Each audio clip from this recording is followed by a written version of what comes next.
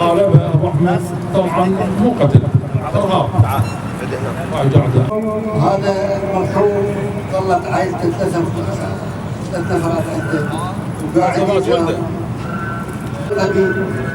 احنا 500 وصلنا 500 به ولأجله ولا سيما الإمام الحسن سلام الله عليه، رحم الله من يقرأ سورة الفاتحة مسبوقة ومعطرة بالصلاة على محمد وآل محمد. صل على محمد. سبحانه وتعالى أن يتغمد الفقيد بوافر رحمته. بين عدنان وقحطان والسادة الأجلاء والشيوخ الأفاضل كلها إلا رضا أبو عامر ولا ذوي المقتول، وإنا لله وإنا إليه راجعون. وكل احنا طلابة مروة من خواننا أبو عامر، والحمد لله رب العالمين. الطاهرين صل على محمد وآل محمد.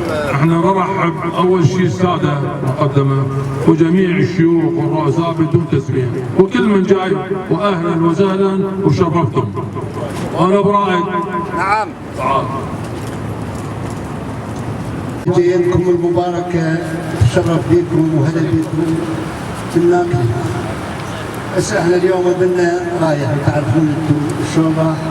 اللي واصلت القضية واصل، واللي ما واصلت احنا نشرح لكم اياها ان شاء الله بالتفصيل، ما بها اي تفاصيل زايدة، كلام واحد.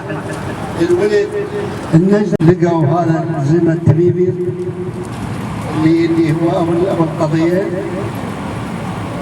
ما اصطدموا وياه، مجرد دا يسألونه تبين حق سلاحه أو قبل بالمباشر ضرب السائق ورجع على المفوض منه اللي هو بعد ما نازل من السيارة، قعد بالقاع، رجل بالسيارة رجل بالقاع، غير ما ضرب السائق ضرب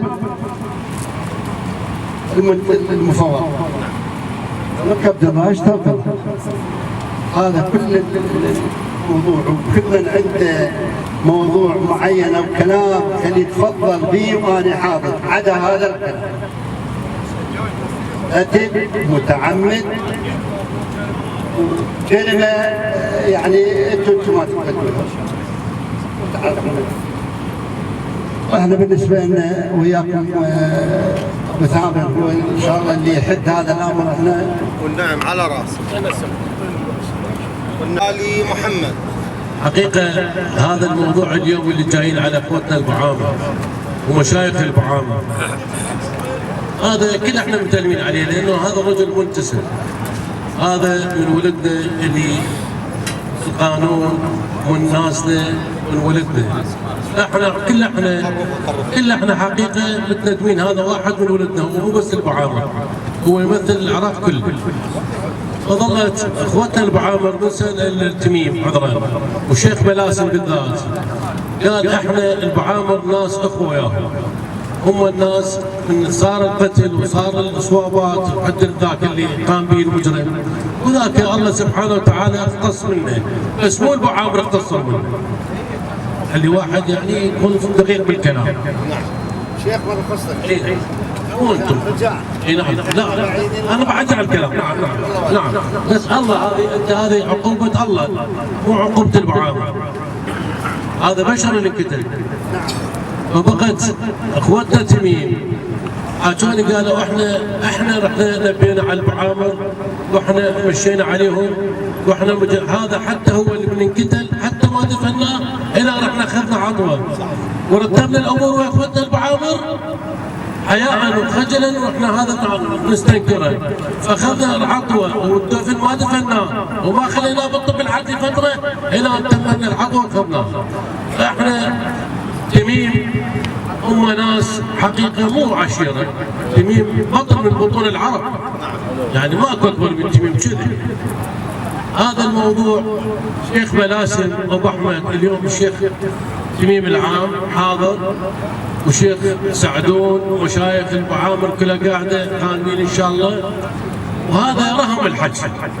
اليوم من اللي صلحان اليوم يصلحون هاي المشايخ والساده الاشراف والاجلاء. فنتمنى من اخوتنا البعامر وبالذات احنا البعامر دائما نقول نحول على البعامر مرتاحين. اكو عشائر واحد يكضك قلبك منها، قلبك يوجعك. تقول افصل 3 عشائر بس لا البعامر نقدر مرتاحين. اليوم ان شاء الله هذا اليوم ان شاء الله نتمنى من اخوتنا البعامر وبالذات مشايخ البعامر انه يحطوا لنا قالب وقالب المروه فقط، ماكو لا دفاع ولا قال ولا قلت. قالب المروه. والسلام عليكم. قال الله في محكم كتابه الكريم: ومن قتل مظلوما فقد جعلنا لوليه سلطانا فلا يسرف في القتل انه كان منصورا. صدق الله العلي العظيم. حقيقه هذا المصاب اليوم مصاب عظيم وجلل، وقد احنا كنا شاب متسم لابس الزي لكي يدافع عن القانون روحه وقتل، لكن ما يعزينا مثل ما اشار الشيخ مازن: بسم الله الرحمن الرحيم انا من المسلمين كنا منتقمين. الله سبحانه وتعالى في نفس الساعه نزل عقوبه مستعجله ارداه ايضا ونقل لغير عالم ليعاني بعد اشد، وعقوبه الله افضل من هذا اليوم اللي احنا نتصدر هاي الاعراض. حقيقه اليوم قضيتنا فيها ما فيها، لكن هي واضحه، هي قتل، لكن الحمد لله ان اليوم حولين على عشيره كبيره، وهاي العشيره عندهم عليهم ملابسات تجي للمعامر وتقعد تضيف تثامر وتلقى. فاليوم ان شاء الله انتم برون في موضعه وكل شيء تنتظرونه في موضعه. والسلام عليكم ورحمه الله. الحضور جميعا، السلام عليكم ورحمه الله وبركاته. حقيقه يعني انا اعتبر من ضميري ومن قلبي ومن لساني اني اتم سرور عندما اكون في ملايين البعامر. الحديث طويل ولكن نختصر لضيق الوقت. حقيقه احنا متضامنين جميعا على حمايه الأجهزة الأمنية بشقيها الداخلية والدفاع، ومتضامنين على الحفاظ على الأطباء وذوي المهن الصحية، لأنه هذه التصرفات هي وسيلة كبيرة من وسائل ضياع هيبة الدولة، وضياع هيبة الدولة هو ضياع الوطن. وهذه التصرفات ما هي إلا حجب الأمن عن المواطنين، وكذلك حجب الصحة والخدمات الصحية عن المواطنين. أنا في أول يوم قالوا لي خبر، حكيت لي أحد مشايخ البعامر الكرام المعني أعتقد الشيخ، قلت له أنا متضامن مع البعامر تضامنا كاملا، ولا زلت متضامنا، ونشجب ونبعد ونستنكر كل من يتعدى ويتجاوز على العراقيين بصورة عامة، وعلى الأجهزة الأمنية، وعلى الأجهزة العسكرية، وعلى الأطباء والمهن الصحية. وما جرى قتل عمد عمد عمد، واليوم بن تميم قاعدين بديوان البعامر. أنا بالنسبة لي والله العظيم تضامنا مع هذا الولد الراح اللي راح بدم بارد. أنا فارش عباتي قدام البعامر، وكل ما يحاولون أشيل ارضاء للمتوفي وللبعامر. والسلام عليكم ورحمه الله. بارك الله فيك يا محمد. اخوي وصديقي احنا قاعدين هوايه غالبها ابو احمد طبعا مو قتل، ارهاب. هاي قاعده يقول محمد قاعد وكل هالشيء قاعد. غالبها مو ما قتل عمد او عقل. نعم. وابو احمد قال ها حضر. نعم ارهاب. طبعا انا محضر بقتلنا الحكي وانتم حاصلين بقتلنا. لا هو قال لك فصل، ما قال لك ارهاب. لا لا ارهاب. لا لا علاقه به، لا شيء وياه، لا مداعي، لا تكلم وياه، راسا يور الورور وطلع بكرسن هو.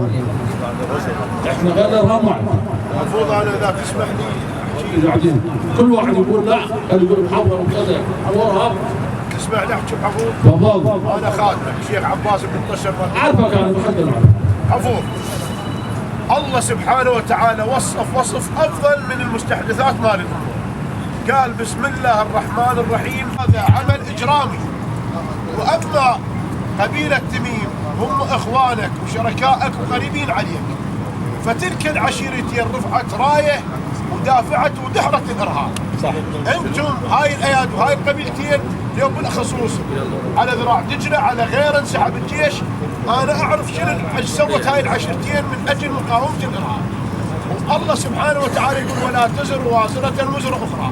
هذا نحطه عنوان مجرم بذيء تافه، لكن إحنا اليوم كل أولاد علي بن أبي طالب وكلنا شيوخ محسنة للمذهب، وأنتم حطيتوا إيد بإيد إن شاء الله وقاتلتوا الإرهاب. هذا إن شاء الله بعنوان المجرم، والقرآن وصف المجرم. شيخ وأنت بعد فرار. عشان كل من التميم احنا نقول حشر التميم، بس هذا مجرم. أحسنت، مجرم. بالنسبة للتميم قواننا نعتز به. نعم. ابدا، خاصة ابو احمد انا بالنسبة لي اعتز به ابدا، بس هذا مسألة قتل لا. مجرم وليس قتل. متى نحط القائم شيخ؟ متى نحط القائم قتل؟ لا مجرم، اجرام. والله مجرم مو قتل. مجرم. تقول لي حطها قتل؟ لا مجرم. انا وابو احمد قاعدين وايد. الله قتل. حطها قتل لا. اي نعم مجرم. أنا عندي رجل، وجنابك وجنابكم أنتم عشتوا مأساة الإرهاب في ديالة، وعشتوا مأساة ما مر في بني تميم بصورة خاصة بن حسان وبالتاجي وأبو غريب. أنا أي عقوبة مهما تكون، بس هو يسمونه تميمي مجرم. بس عقوبة بس لا إرهاب. بس خدمتك شيخ، انا خدمتك، بس ما تقول لي قتل عمل معروف. هاي الصفة شيء اللي تريده الإجراء. خدمتك ارهاب مو ارهاب، بس مو قتل عمل. مجرم. تميم يستنكفون. مسألة تقول لي هذا قتل معروف. شيخ سعدون اسمح لي بكلمة واحدة. شيخ سعدون، اليوم احنا في ذكرى استشهاد كريم اهل البيت، الامام الحسن بن علي بن ابي طالب ابن فاطمه بنت رسول الله. لكريم اهل البيت كلمه الارهاب تمسك ترفع. رفعتها. احسنت. ما تقول لي قتل عمد ما. لا بس ارهاب ارفع. اي مجرم. اي توكل بالله. قتل عمد ما. اي توكل بالله. بس ارفع عنا الارهاب. ابو احمد شيخ تفضل. سمعنا للتميمي وكل احنا مستنكرين عملية القتل، لكن احنا بكيفنا نتلاعب بالاوصاف، نريد نوصف هذا الجرم اللي صار بالشارع. كل احنا ما موجودين غير بس اللي توفى واللي قتل، هذا واقع لا لا. اما الاخوة اللي وياه بالنجدة اذا ارادوا يوصفون هذا الوصف هذا متروك لهم. ما نعلم الموضوع اللي صار. خشوا هسه قال لك شيخ مازن، قال لك تميم ما يلوق لهم موضوع الارهاب لانه ما وصفوا واحنا محيطين بهم ونعرفهم. اما الامر صار احنا نعرف عائلة المتوفي وذويه، اكيد وضعهم مختلف تماما حتى عني وعنك، تفهمني ولا؟ لانه فاقدين عزيز عليهم. لكن من نروح بعيد بالوصف خلينا نرد اللي ورا. جنابك انت لا تعتبر نفسك شيخ المعامر فقط، انت من تجي باي موضوع تخلي الناس الامور بيدك. فشيخ الله بالمعروف. استقبال المعامر وزعمائهم وهدوء الديوان والمضيف الطيب، مو بهذا الفصل، كل الفصول. اليوم من اجى الشيخ بلاسم من دياله، اجى تقدير للمعامر وجاب هاي النقله الطيبه بها رموز العراق والساده الاجلاء. ما جاي يدافع عن مجرم، مو عمي الشيخ سعدون. احنا نقول لك اول شيء الله يرحم اخوتك السبط من ابو الشيخ ضاري كانت مالك رايه. احنا هاي قاعد نشوف هذا التوثيق له طعم بهذا الديوان، له طعم ونص. مو عم الشيخ سعدون، انت اذا موجود مو ديك شيبك وما موجود ابعد عامري عشان تقدر اسمك واسم بيت وياه. فاحنا اللي نتمنى منك تشيلون الغيظ ببعض الحالات، مو وذول الناس بني تميم الله شاهد لهم مواقف على كل عشايرنا. اذا ابو احمد الشيخ بلاسم، اذا عمامه هنا ببغداد، وانا خادم لهذا الديوان وخادم العمله الشيخ ابو محمد الشيخ مازن، وعذرا على الاطاله. على هالاستقبال وعلى هالديوان المحترم. شيخنا عمنا الشيخ سعدون، احنا اليوم بني تميم جايبين سادتهم وجاويتهم. القضية كبيرة، قضية برود دم. كل الأعراف السابقة مرت علينا وبعدها بتمر علينا اكثر من هذا. اليوم الحال والترتيب اللي يسوونه المعامر يمشي علينا كلنا، احنا خطار المعامر وما يردهم الا بختهم واحنا بخدمتكم، رحم الله عليكم وعليكم السلام ورحمه الله. العصر يلقي السنين، شو الغبرة شو الدنيا كل الأمور. الدنيا حارة قبل شهر. قلت لهم في قاعدين وانا جاي، قلت لهم الخطار ما يعمل على العرب، قال لا مثابر اخونا وعزيز. قلت له دي مجرجره الضرب للمغرب ونفوها انا والله ابو ثامر. قلت لهم حقكم اخذتوا انتم انا شكلت دي مال زمان. التبقين ربيعه شمر وزبد 35 مليون. قالوا التبقين 35. قلت لهم هذا ما سلم ايش قال؟ قالوا 20 25. قلت لهم اذا حكي ما حد حكي بعد قال الله. قلت له عمي احنا الفصل مالنا 35 ما ومن 25 ولا 20 15 ايش قد صار؟ 50 واللهم قال بثابت رفع خلصنا وقمنا ورحنا لهالنقطة. هسه احنا نظل ننطوي المليار شو صارك؟ على كف صالك على كف صالك ما نخلص منكم. لا تخلص عمي ليش ما نخليها يم الشيوخ؟ الولد الدية ديتكم وانتم تسمون الدية، شنو تداومونه؟ الشيخ تميم يقول لك انا حاضر. نعم منك ومنا. بس احنا مثل ما قال فكرة انت ابو ثامر، انت دائما تختصر المواضيع. وانا احب الفصول المختصرة القطف. فانت اختصر لنا تقول ابوي هذا ديتكم. ما يترك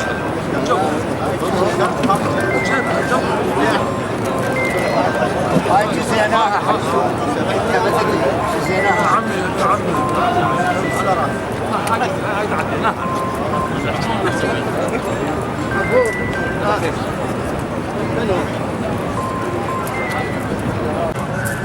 اخواننا المسلمين شوفنا الجلال، احنا القضيه مو قضيه يعني فصل وهذا، احنا نريد هذا الموضوع نتعلم منه دروس منكم هذا العمل اللي صار المشين مال هذا الرجل، والا احنا ما نحاسب بالانتميم هسه ليه سويتوا هاي وليه مو هم المسببين ولا هم حشر الانتميم نعم بس راح غدر نعم غدر وإصالة الأخوة ديمومة العشرة بين العشائر وهذا اللي يعني نسوي. بس احنا اكو شيء اللي الله يرضى به، احنا نريد 500 وصلنا 500 يعني اليوم هذا المرحوم ظلت عائلته ثلاث نفرات عنده وقاعد يجار ثلاثة قاعد يجار ماكو رحمة الله. واذا انتم لازم اذا انا اطلب 500 تقولوا لا زيدها لان هذا حق.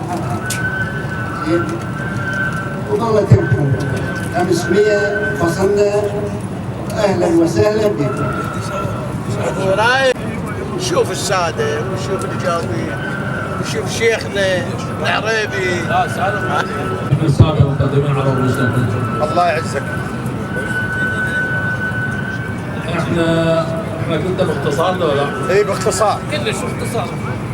مسألة اتصال وكذا ترى رجاء ماكو رجاء. نعم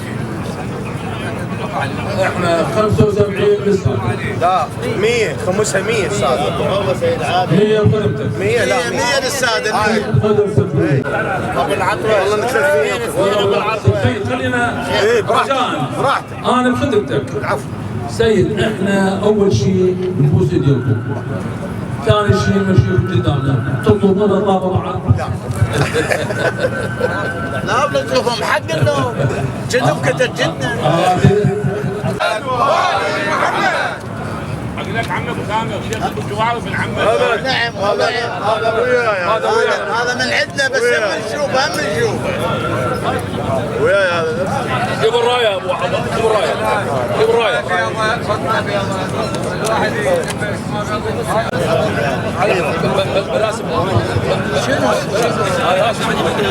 لا هنا جيبها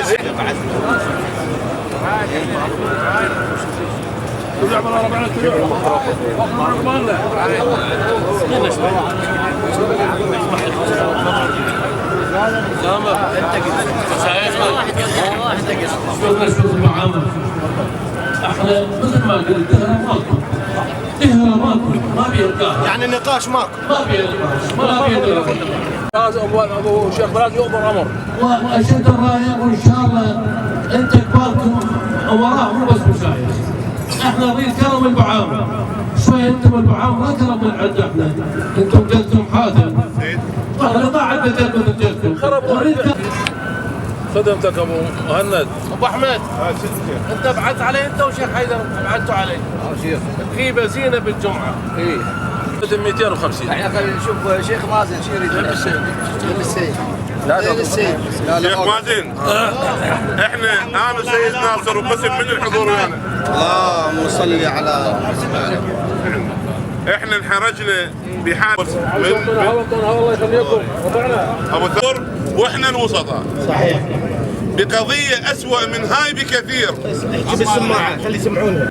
بذمه المتحدث مثل جنابك والحضور، لانه اليوم 125 باكر 250 ولربما يتعادل الموضوع. شيخ ماكو افضل منكم الحضور بالمجتمع اليوم. اجوا اهل الرمادي بقضيه اسوأ من هاي، استدرجوا الرجل منا على مود سيارته وقتلوه صحيح بالرمادي. وضابط برتبه نقيب، وبنفس الوقت اللي ويا الضابط قتل فصل. احنا فصلنا هنا نعم. اقل من 150 حظك انا وياك قتل مو لا قتل يجي عركه لا عركه لا ابو ذامر خليني اسولف عليك ابو ذامر. احنا عندنا الفصل هسه بشرق القناه فين وقلنا له 150. اسمعني احنا على شعار 250 حظك وقتل 250 عامل قاتل. لا طول لساننا وتميم من النوع اللي ما يردون حد الديوان. صحيح. ثامر انت لا تساوي البعامر والعشائر. ليش؟ ترى الناس تطمع بيك وتطمع بمشايخ البعامر. انت لا تساوي نفسك والعشائر. عم احنا ناخذ انت ما تاخذ.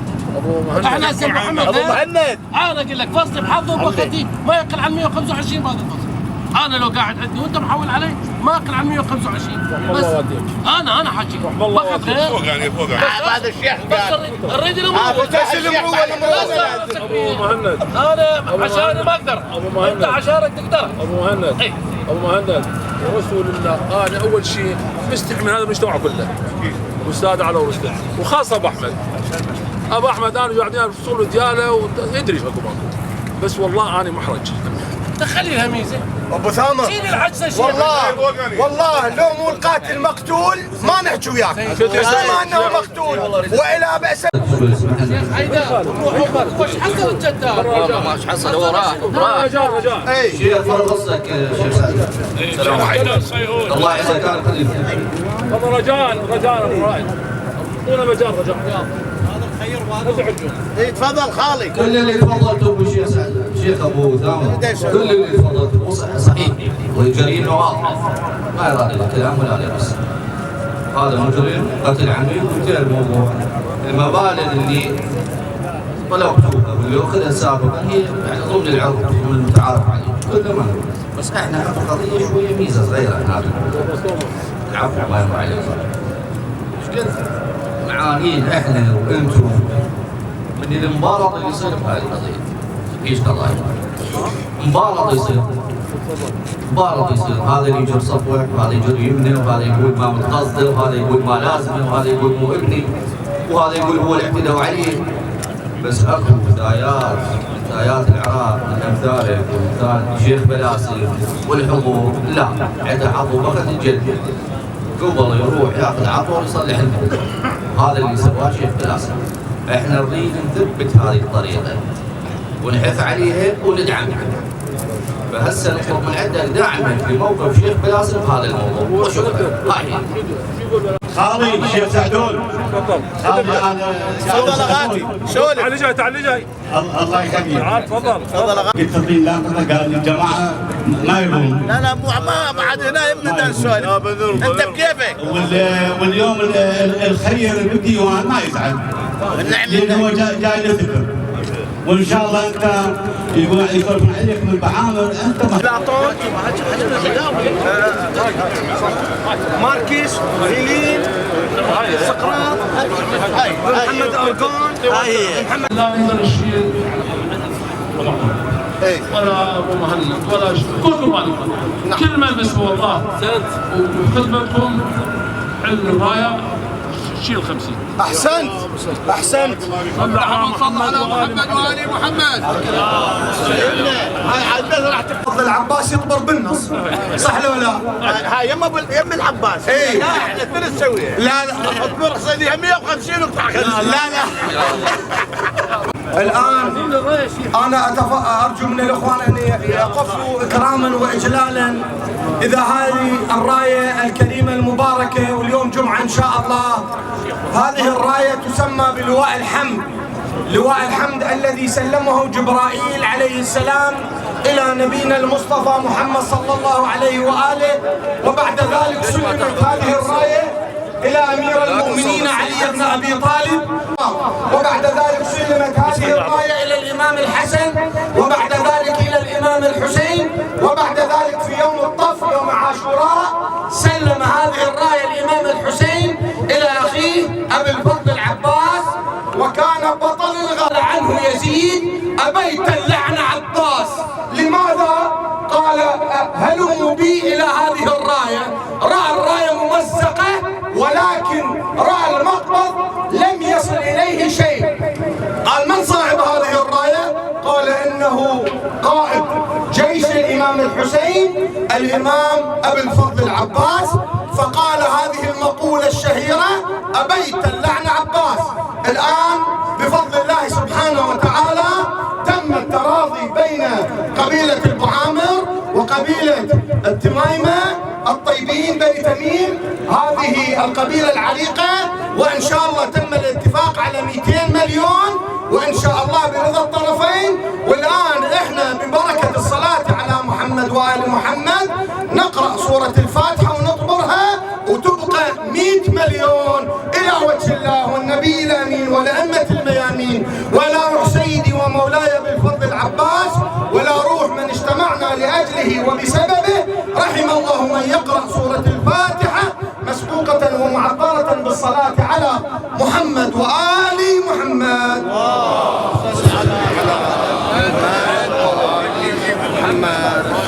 بسم الله.